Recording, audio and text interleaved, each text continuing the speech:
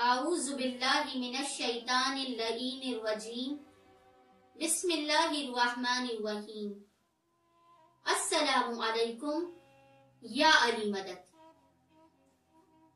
آج میں تمام مومنین و مومنات کے لیے کہ جو کسی بھی قسم کی پریشانی یا مصیبت کا شکار ہیں، ان کے لیے 3 دن کا ایک خاص ترین عمل لے کر آئی ہوں، اور وہ عمل ہے حدیث قصہ کا۔ حدیث قصہ وہ ہے کہ جو اکثر مومنین و مومنات کو زبانی بھی یاد ہوتی ہے، لیکن یہ اور بات ہے کہ اب مومنین و مومنات مجالس اور محافل میں حدیث قصہ سننے کے لیے موجود نہیں ہوتے۔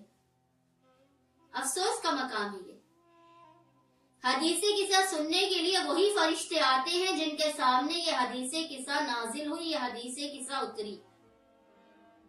لیکن یاد رکھیے، جو مومنین و مومنات فرش عزا پر بیٹھ کر محمد و آل محمد کے سلسلے میں منعقد کی گئی محافل میں بیٹھ کر حدیث قصہ کو سنتے ہیں، ان کا مرتبہ فرشتوں سے بھی افضل ترین ہو جاتا ہے۔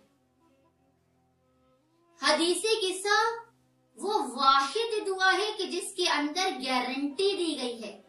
اللہ کے رسول نے گارنٹی دی ہے کہ آپ کی کوئی دعا، کوئی حاجت، کوئی پریشانی ایسی نہیں ہے جو حدیث قصہ کی وجہ سے پوری نہ ہو۔ حدیث قصہ کے آخر کے جملے ہیں نا کہ غم والوں کا غم دور ہو، پریشانیوں والوں کی پریشانیاں دور ہوں، حاجت مندوں کی حاجتیں پوری ہوں۔ یہ واحد دعا ہے کہ جو گارنٹیڈ ہے، جس کے اندر گارنٹی دی گئی ہے آپ کی ہر دعا کی قبولیت کے لیے۔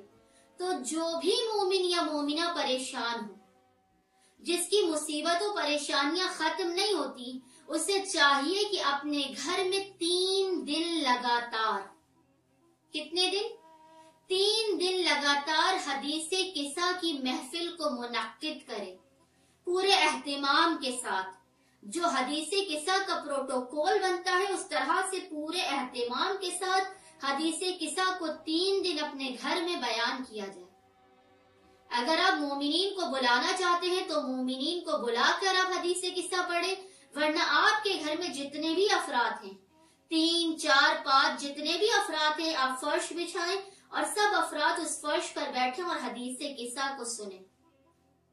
آپ یقین مانیے کہ خداوند متعال پنجتن پاک کے صدقے میں، ان کے حق کے صدقے میں حدیث قصہ کے ذریعے مانگی گئی حاجت، حدیث قصہ کو پڑھ کے مانگی گئی حاجت کسی صورت رد نہیں کرنے والا۔